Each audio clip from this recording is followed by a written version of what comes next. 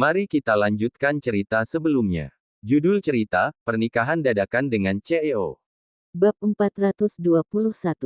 Stefan tahu kalau Olivia bukan perempuan yang akan histeris ketika melihat lelaki buka baju. Dia hanya akan diam dan tetap menikmatinya. Bahkan mungkin berniat menyentuhnya. Lelaki itu bangkit dan menghentikan sikap menggodanya tadi. Tidak akan gunanya bagi Olivia. Kalau sumpelin pakai kapas bisa tidur enggak? Olivia menggeleng dan berkata, enggak nyaman. Tidur di sofa tidak ada selimut, Stefan juga tidak mungkin meminta dia tidur lesehan dengan karpet di kamar tamu yang tidak ada tempat tidur. Malam ini memang lebih dingin dari biasanya. Setelah hening sejenak, dia mengangkat gelas dan berjalan masuk ke kamarnya lagi. Tidur di kamarku.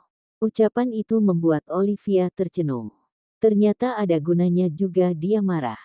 Stefan melangkah ke depan pintu kamar dan kemudian melihat ke arah Olivia yang masih tidak bergerak. Wajahnya menggelap dan berkata dengan nada dingin, "Kalau nggak mau, kamu tidur sofa saja." Setelah itu dia masuk kamar dan hendak menutup pintu. Olivia bergegas mengambil bantal dan berlari ke dalam kamar lelaki itu. Satu kakinya digunakan untuk menahan pintu agar lelaki itu tidak menutup pintunya. Perempuan itu tersenyum lebar dan berkata, "Nggak keberatan kok." Stefan mendelik dan diabaikan oleh Olivia. Dia memeluk bantal dan melangkah melewati sisi Stefan untuk masuk ke kamar lelaki itu. Ketika dia membantu Stefan mencuci wajah tadi pagi, Olivia belum sempat memperhatikan kamar lelaki itu secara menyeluruh. Sekarang setelah kedua kalinya masuk ke sini, dia tidak bisa menahan matanya yang mulai mengelilingi seluruh ruangan. Kamar ini Stefan yang membereskannya sendiri hingga tidak ada debu sedikit pun. Nenek juga bilang kalau Stefan sudah suka bersih sejak kecil. Setelah Olivia selesai melihat-lihat, dia langsung merangkak naik ke atas kasur dan meletakkan bantalnya di sana. Kemudian dia berbaring dan menarik selimut untuk tidur. Baru berbaring selama 2 menit, Olivia duduk lagi. Dia menarik bantal ke sudut bawah kasur dan berkata, "Kita tidur terbalik saja, satu kepala di bawah, satu lagi di atas." "Kepala aku di bawah saja." Stefan mendekat dengan wajah keruh dan berkata, "Kamu minta aku hirup aroma kaki kamu waktu tidur." Wajah lelaki itu terlihat luar biasa keruh. Melihat ekspresi Stefan membuat Olivia mengalah. Dia buru-buru memindahkan bantalnya lagi ke tempat yang awal. Aku tidur ya." "Terserah kamu. Aku juga nggak tahan kelopak mata kamu." Nada suara lelaki itu terdengar tidak senang dia tidur di sini. Siapa suruh neneknya merebut kamarnya? Biarkan sang cucu yang bertanggung jawab. Pemikiran itu membuat Olivia akhirnya memutuskan mengabaikan ekspresi Stefan. Dia berbaring dengan tenang dan akhirnya terlelap. Olivia pikir dia akan sulit tertidur, ternyata langsung terlelap dalam waktu beberapa menit saja. Justru Stefan yang duduk di sisi kasur sambil melihat Olivia yang sudah tertidur. Apakah perempuan itu tidak khawatir dirinya berbuat aneh-aneh? Atau biasanya sikap Stefan terlalu lurus serta sifatnya yang dingin membuat Olivia merasa aman dan tidak akan mengambil kesempatan dalam kesempitan.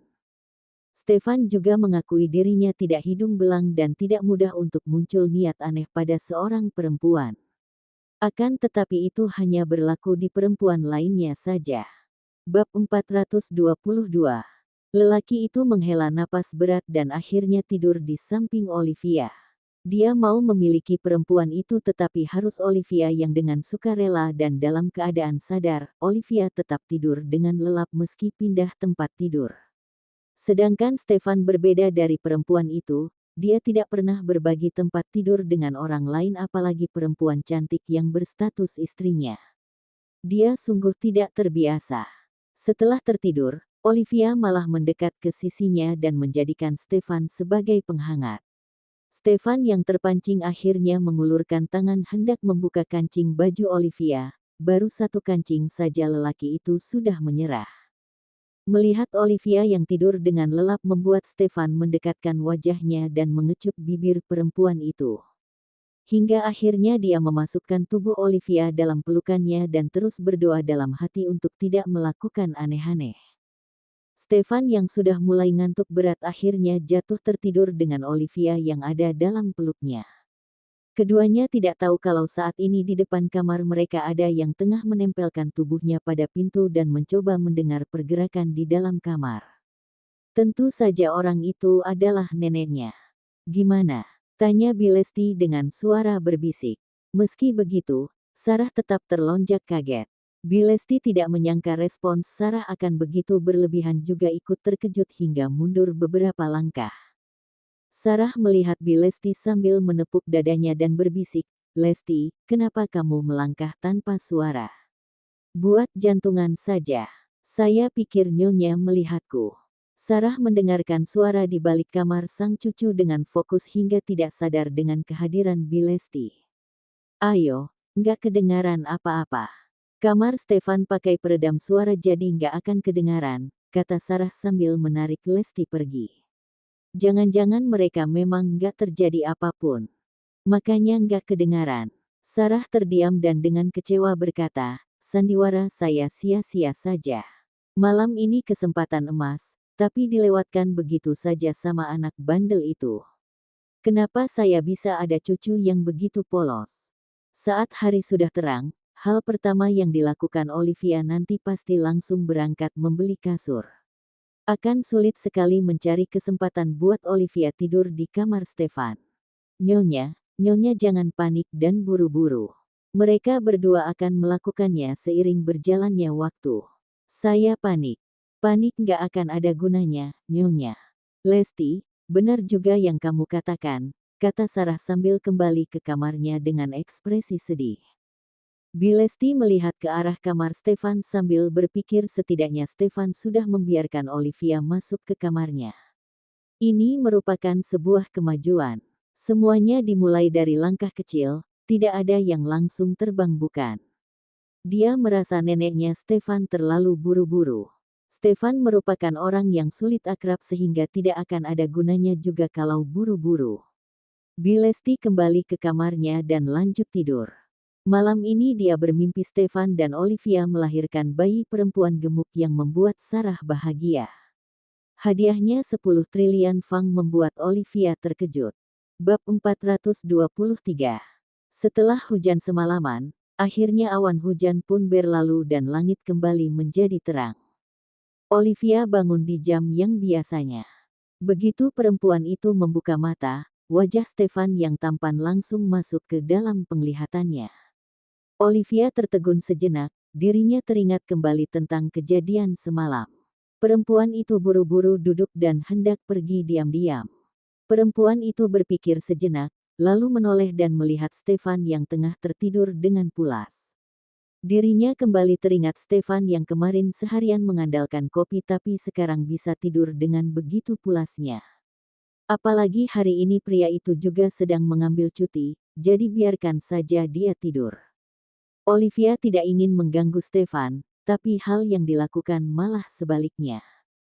Perempuan itu tidak kuasa menahan diri untuk mencuri cium wajah tampan Stefan, lalu berbisik, "Wajah ini lebih cantik daripada wajahku. Kalau bukan karena wajah ini selalu cemberut dan dingin seharian, aku dari dulu pasti sudah memakannya. Tunggu hatiku sudah lebih kuat sedikit, aku pasti akan memakanmu." Setelah diam-diam mencium Stefan beberapa kali, Olivia tiba-tiba teringat sebuah hal yang sangat penting. Kamar Stefan adalah area terlarang. Dirinya sangat sulit untuk bisa masuk ke sana, apalagi ketika Stefan masih tertidur pulas. Ini adalah sebuah kesempatan yang sangat bagus untuk mencuri perjanjian itu lalu menghancurkannya. Kalau tidak, Olivia akan selalu merasa dirinya berada di dalam situasi yang tidak menguntungkan, karena perjanjiannya tanpa sengaja sudah dihancurkan oleh Stefan. Memikirkan hal ini, Olivia pun memutuskan untuk mencari perjanjian pernikahan itu ketika Stefan masih tertidur. Perempuan itu bergerak sangat pelan dan hati-hati, seolah takut gerakannya bisa membuat Stefan terbangun. Sayangnya, perempuan itu sudah membalikkan seluruh barang di kamar Stefan tetap tidak dapat menemukan perjanjian itu. Di dalam kamar Stefan ada sebuah brankas, tapi dia tidak dapat membuka brankas itu. Jangan-jangan disimpan di dalam brankas.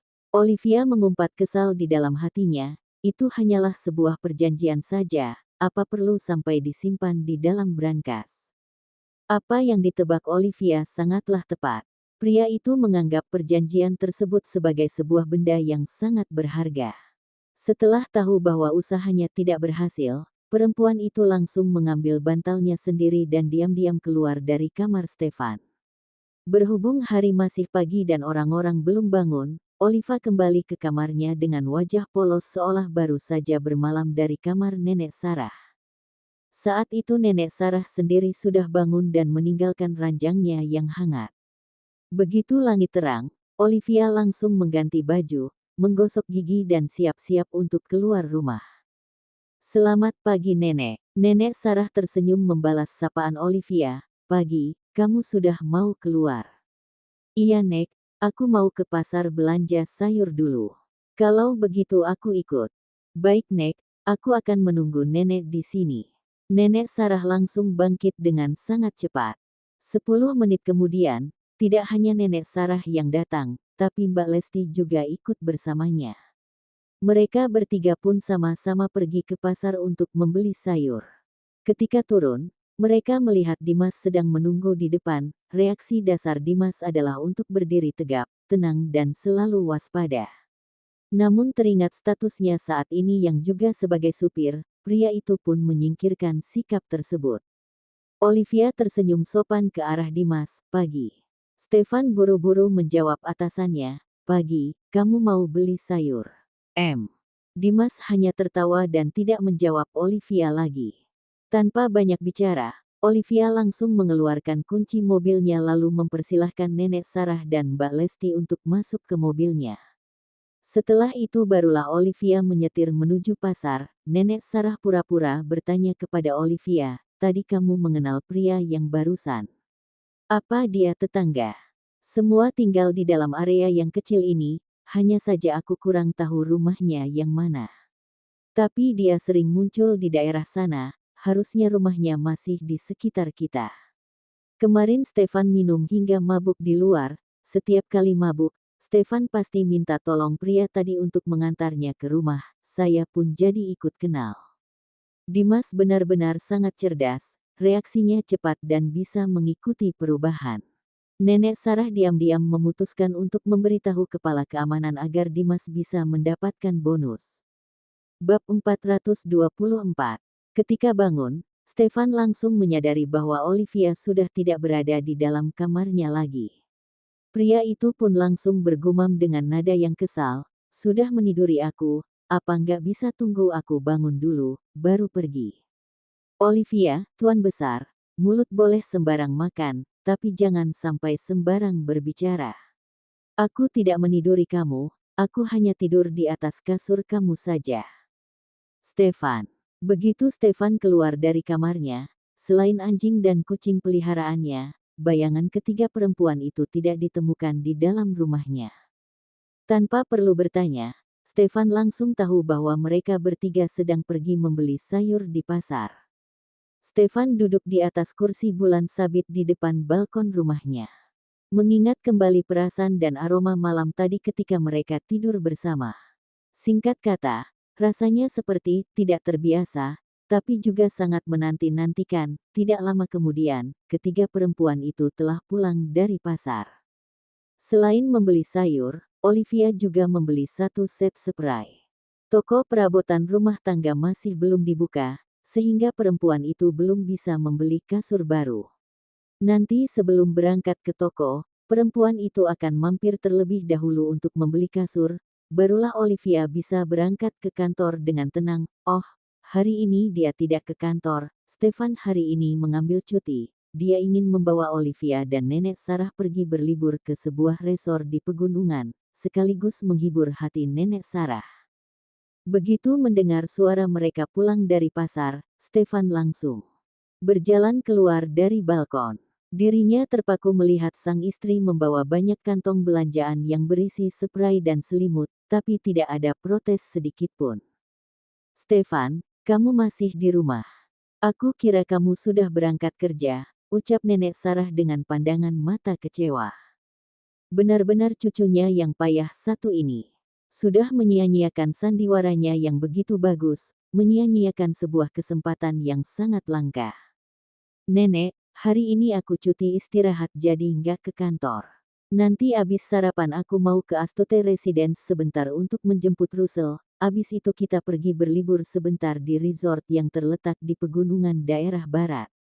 Tanpa menghiraukan tatapan mata sang nenek, Stefan berjalan mendekat ke arahnya, sambil menjelaskan alasan kenapa dia masih belum berangkat ke kantor hingga saat ini.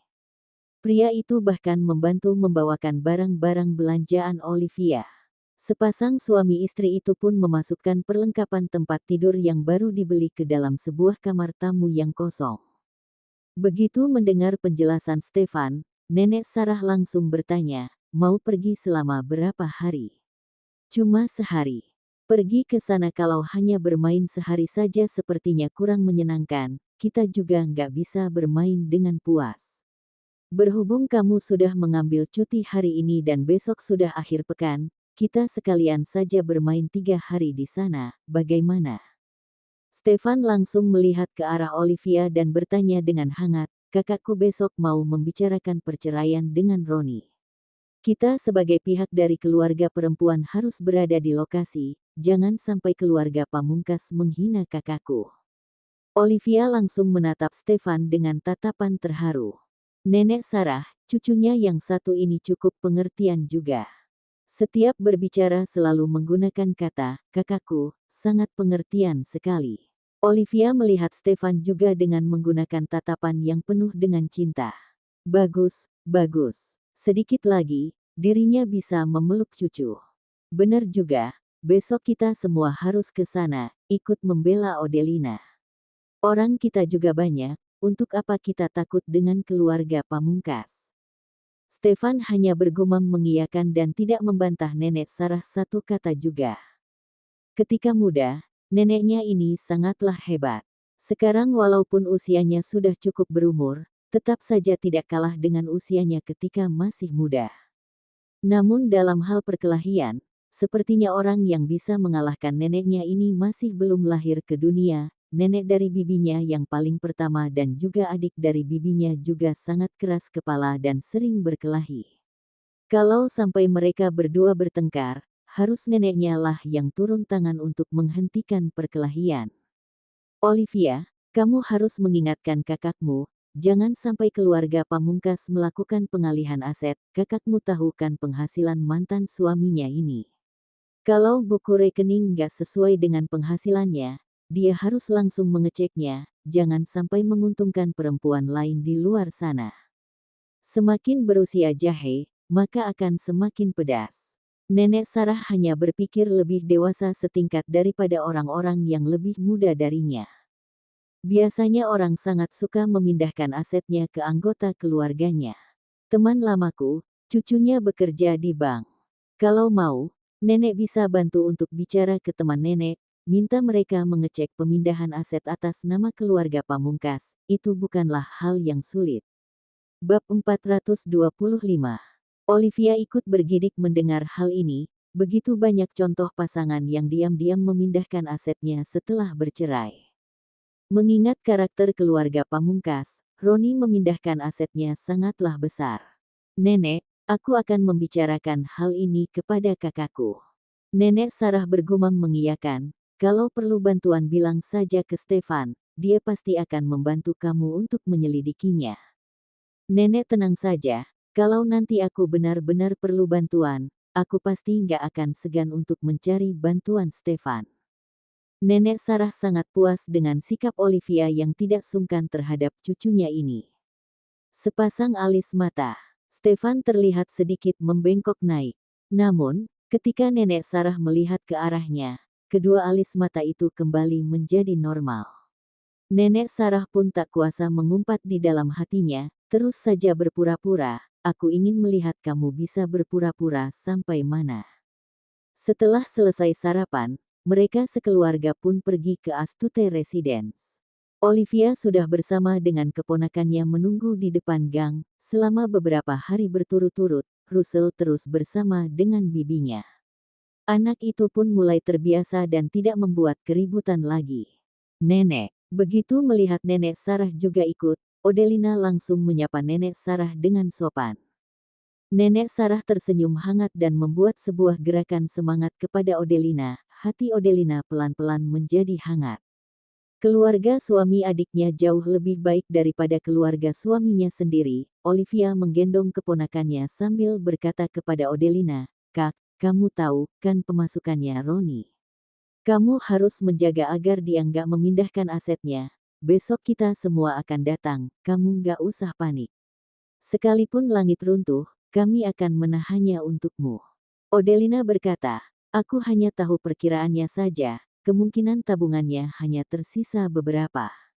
Kalau dia nggak diam-diam membantu keluarga kakaknya. Di tabungannya kurang lebih masih tersisa 3 miliar. Sementara itu, mengenai perhiasan mahal yang Roni belikan untuk Yeni, Odelina sudah memegang buktinya. Rencananya, perempuan itu akan menggunakan bukti-bukti tersebut untuk mendapatkan kembali semua hak-haknya di dalam sidang perceraian. Saat ini, Roni masih suami resminya. Semua aset-aset Roni adalah aset mereka bersama. Tanpa persetujuan Odelina, Roni menggunakan aset mereka berdua untuk membelikan berbagai perhiasan mahal untuk Yeni. Tentu saja Odelina akan menuntut juga hal ini. Pria ini sangat licik, siapa tahu simpanannya nggak menggunakan nama pribadinya. Odelina tidak berkata apa-apa lagi. Odelina mengenal Roni lebih baik daripada adiknya. Dirinya juga lebih mengetahui sifat pria.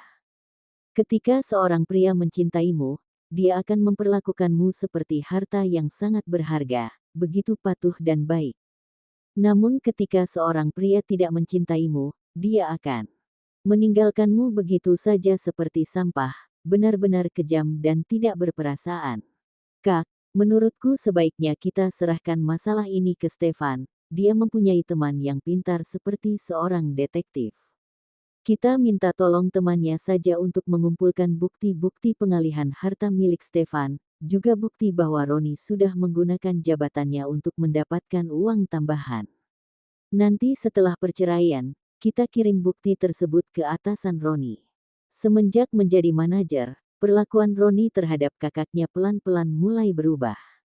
Apalagi setelah pemasukannya menjadi berlipat ganda, Roni mulai tidak menyukai kakaknya lagi. Ketika Russell menyusui, Odelina harus makan banyak untuk memenuhi asupan gizi anaknya. Pelan-pelan badan Odelina pun mulai membesar dan menggendut. Tunggu Odelina benar-benar sudah keluar dari keluarga pamungkas, maka Olivia akan membuat Roni kehilangan pekerjaannya. Olivia, hal ini terlalu merepotkan Stefan, sepertinya agak kurang baik. Kak, kita semua sudah menjadi keluarga. Kami berdua sudah menjadi bagian dari keluargamu, orang yang dapat kamu andalkan. Kakak jangan khawatir.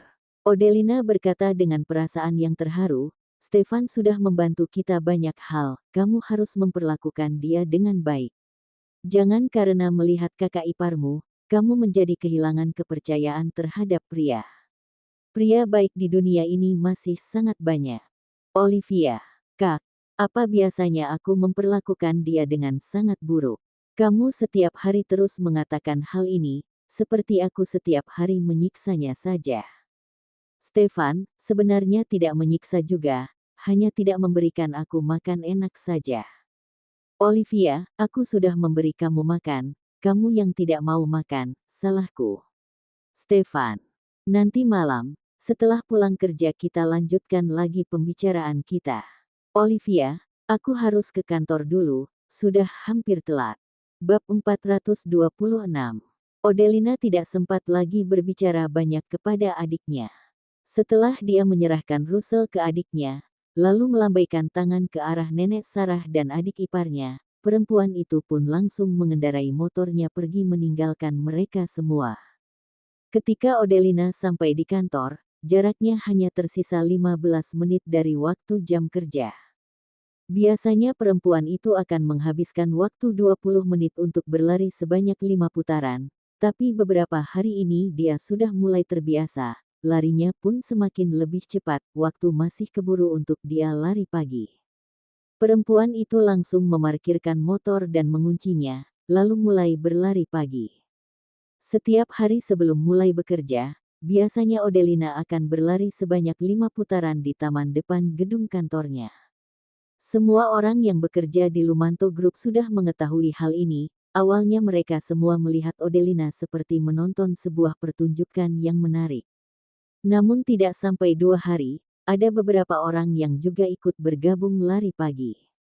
Mereka semua setiap hari hanya duduk di dalam kantor dan jarang bergerak, sangat mudah obesitas. Hanya saja mereka tidak segemuk Odelina. Sebelum mulai bekerja, lari beberapa putaran sedikit banyak bisa membantu mengurangi timbunan lemak di badan. Odelina menghabiskan waktu 14 menit untuk berlari sebanyak 5 menit di taman. Menit yang terakhir dia gunakan untuk berlari dan absen menggunakan kartu kerjanya. Hari ini dia ke kantor sedikit lebih telat dari biasanya. Untung saja dia masih belum telat. Pagi, Pak Daniel. Pagi, Pak. Dari belakang, terdengar suara rekan-rekan kerjanya menyapa dengan hormat. Daniel Lumanto sudah datang. Odelina menoleh ke belakang. Langsung terlihat Daniel berjalan dengan langkah lebar dan cepat masuk ke dalam gedung. Pria itu tidak seperti Stefan yang setiap hari menggunakan jas, pakaian yang digunakannya sangatlah sederhana, juga tidak pernah membawa pengawal pribadinya. Tidak pernah ada kata-kata kesombongan yang keluar dari mulutnya, juga tidak pernah membangga-banggakan diri. Siapa saja yang menyapa, pasti pria itu akan mengangguk dengan sopan. Selama beberapa hari Odelina bekerja di sana, hal yang paling sering dia dengar dari obrolan rekan kerjanya adalah mengenai Daniel Lumanto. Daniel Lumanto adalah anak keempat dan juga putra bungsu dari keluarga Lumanto. Tahun ini usianya genap berusia 35 tahun dan masih melajang. Sebelumnya, pria itu juga pernah menggeluti dunia bawah tanah dan goresan pisau di wajahnya adalah bekas peninggalannya ketika masih menggeluti dunia tersebut. Berkat masa lalunya ini, ditambah juga perawakannya yang tinggi dan tegap, membuat orang-orang merasa terintimidasi apabila berada di dekatnya. Hal ini jugalah yang menjadi salah satu alasan mengapa sudah berumur 35 tahun masih belum mempunyai pasangan. Ada kabar juga yang mengatakan bahwa perempuan dari keluarga berada semua merasa keberatan dengan bekas luka di wajahnya itu. Ditambah lagi dengan kehidupan yang sebelumnya pernah dia geluti, takut nanti setelah berkeluarga dia akan melakukan kekerasan terhadap pasangannya. Sebaliknya, di dalam kantor ada beberapa karyawan perempuan yang diam-diam menyukai Daniel. Namun apakah perasaan sukanya itu tulus atau hanya karena menyukai jabatan yang dimiliki oleh Daniel, hanya hati mereka sendirilah yang mengetahui dengan pasti. Odelina tidak berani berbicara lebih banyak. Dirinya sendiri bisa masuk dan bekerja di sana, ini semua berkat Daniel yang bermurah hati kepadanya. Hal ini sudah membuat seluruh karyawan merasa iri terhadapnya. Walaupun mereka semua terlihat sangat sopan terhadap Odelina, tapi kenyataan mereka sangat iri kepadanya dan selalu berusaha untuk menjebak perempuan itu. Di dalam kantor, Odelina berusaha sekuat tenaga untuk tidak bertemu dengan Daniel. Saat ini, dirinya sudah bertemu dengan Daniel, mau tidak mau dan secara tata krama, dirinya harus menyapa atasannya ini. Sekalipun ingin bersembunyi, sudah tidak ada waktu lagi, Pak Daniel. Odelina menyapa Daniel sama seperti orang lain menyapanya, dengan sopan dan hormat. Ketika Daniel berjalan melewati Odelina, pria itu berhenti sebentar, melihat ke arah perempuan itu dan bertanya, "Apa kamu masih semangat lari pagi?" "Pak Daniel, setiap pagi sebelum mulai bekerja biasanya saya akan berlari sebanyak 5 putaran. Jangan makan cemilan, juga kurangi makan pas di kantin. Banyak bergerak dan kurangi makan, perempuan ini pasti bisa mengurangi berat badannya." Suaminya berselingkuh dan ingin menceraikannya. Daniel adalah seorang pria, dirinya tahu sifat-sifat buruk seorang pria. Pria itu yakin, salah satu alasan utama kenapa suaminya berselingkuh dan ingin menceraikan Odelina pasti karena bentuk tubuh perempuan itu saat ini. Kalau suatu hari Odelina sudah berhasil menurunkan berat badan dan kembali ke bentuk tubuhnya yang semula, lalu bertemu dengan mantan suaminya, entah bagaimana reaksi mantan suaminya ini. Daniel yang biasa selalu berhati-hati dalam bertindak, entah mengapa sangat menanti-nantikan hal ini terjadi. Bab 427. Ucapan Daniel ini membuat wajah Odelina merah seketika. Dirinya tidak hanya sering merasa lapar dan makan banyak, sehari-harinya juga sangat jarang berolahraga, barulah badannya makin lama menjadi makin gemuk. Pak Daniel, aku yakin aku bisa. Aku jamin di dalam masa percobaanku ini, aku pasti bisa menguruskan badanku. Kedepannya, dia tidak hanya lari pagi, tapi setelah pulang kerja juga akan berlari. Dirinya tidak percaya, dia tidak bisa menyingkirkan lemak-lemak di badannya. Kalau begitu masa percobaan kamu akan dikurangi menjadi 1 bulan, lakukan dengan baik. Daniel berkata 1-2 patah kata sopan kepada Odelina, lalu pergi ke arah lift pribadinya. Namun hanya dalam hitungan detik, sosoknya yang tinggi dan tegap itu telah menghilang dari balik pintu lift. Setelah sosok Daniel menghilang, barulah Odelina menarik kembali pandangannya dan menoleh ke belakang. Begitu perempuan itu menoleh ke belakang, dia menemukan wajah atasannya yang sedang mendelik menetap dirinya dengan pandangan tidak suka. Odelina langsung menutup mulutnya dan kembali ke ruangan Departemen Keuangan tanpa berbicara apapun. Berhubung Odelina sebelumnya menjabat posisi sebagai Direktur Keuangan, ditambah lagi dirinya masuk ke perusahaan tersebut atas rekomendasi langsung dari Daniel, sehingga wajar apabila atasannya yang sekarang selalu menganggap Odelina sebagai duri di dalam daging. Walaupun saat ini Odelina hanyalah seorang staf kecil biasa, atasannya itu selalu takut bahwa suatu hari nanti Odelina akan menggantikan posisinya sebagai Direktur Keuangan. Tanpa perlu repot-repot melakukan sesuatu, semua orang sekarang sudah membantunya untuk menyingkirkan Odelina. Mereka semua menggunakan berbagai cara untuk menjebak agar Odelina melakukan kesalahan dan gagal dalam masa percobaannya. Kalau ini adalah Odelina yang dulu dijebak dan disingkirkan oleh rekan-rekan kerjanya, pasti dia sudah dari dulu keluar dari pekerjaan itu. Namun sekarang dirinya harus bersabar dan menahan semua ini. Setidaknya dia harus bertahan sampai perceraiannya selesai dan berhasil mendapatkan hak asuh Russell. Setelah Odelina pergi, staf Departemen Keuangan yang lain langsung memanas-manasi direktur mereka. Apa dia nggak bisa melihat dirinya sendiri kayak apa? Berani sekali menggoda Pak Daniel. Pak Daniel juga bisa berbicara banyak sama dia. Ketika Daniel dan Odelina berbicara, mereka semua melihat ke arah Daniel, sehingga mereka berpikir Odelina lah yang menggoda dan mengajak Daniel untuk berbicara terlebih dahulu. Dia sudah menikah dan mempunyai anak usia 2 tahun. Direktur keuangan itu berbicara dengan dingin, Pak Daniel nggak mungkin menyukainya. Benar. Perempuan jelek seperti dia, jangankan Pak Daniel, pria biasa juga nggak mungkin bisa menyukainya. Sudah gendut, jelek lagi. Kok bisa ya, suaminya nggak menceraikan dia? Memang suaminya mampu menafkahinya. Makan begitu banyak. Direktur keuangan hanya tertawa mendengar hal ini dan tidak berbicara lebih lanjut lagi. Perempuan itu sudah mencari tahu sebelumnya bagaimana pertemuan mereka berdua. Secara tidak sengaja Odelina menggores mobil Pak Daniel, sementara adik ipar Odelina mengenal Pak Daniel, karena adik iparnya inilah Pak Daniel baru menerima Odelina bekerja di perusahaannya. Daniel tidak tertarik sedikit pun terhadap Odelina, yang harus diwaspadai oleh perempuan itu, sebenarnya bukan apakah Daniel akan menyukai Odelina atau tidak, melainkan apakah Odelina akan merebut jabatannya. Walaupun semua orang terus-menerus menjebak Odelina, satu persatu semua jebakan itu dapat diselesaikan olehnya. Dari hal ini bisa dilihat, apabila Odelina benar-benar serius, tidak ada hal yang tidak dapat ditangani oleh dia. Motor apa yang digunakan untuk berangkat ke kantor? Sebuah sepeda motor yang biasa digunakan oleh perempuan pada umumnya. Apa di dekat kantor ada bengkel motor?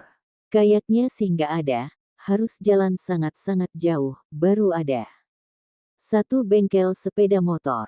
Direktur keuangan itu hanya menjawab, kemudian pergi meninggalkan mereka. Para stafnya yang lain hanya saling melihat satu dengan yang lain, lalu mereka semua sudah langsung mengerti tanpa perlu ada yang menjelaskan. Kalau tidak bisa menibak Odelina di dalam pekerjaan, maka buat berbagai masalah di dalam hidupnya, agar dia menyerah sendiri dan pergi meninggalkan Lumanto Group. Cerita bersambung.